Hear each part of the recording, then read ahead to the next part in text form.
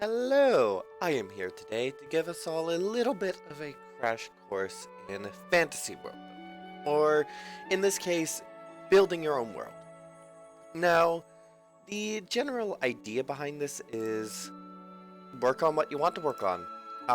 There's a lot of ideas that people think that you have to build out this complex history.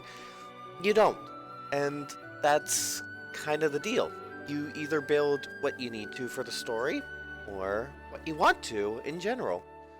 And those can be very different if that's what you end up doing. But then I think another key is make it your own. You don't always have to follow some sort of set pattern.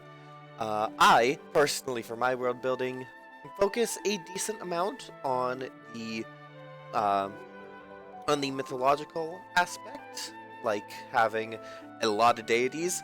Um, you don't want me to open the Pantheons folder? There are a lot of deities there.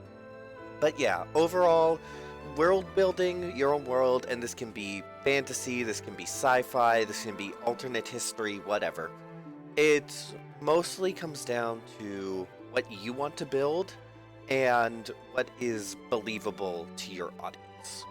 And so then you also have the thing of consistency. You want to make sure your world's consistent, you want to make sure you keep the rules consistent, just so the audience can understand. But just to restate, because this is the most important aspect, don't feel like you have to world build so much. Don't feel like you have to have 10 pages of history for each town your characters go to. You don't need that. All that matters is what is the story going to say or reflect about the history.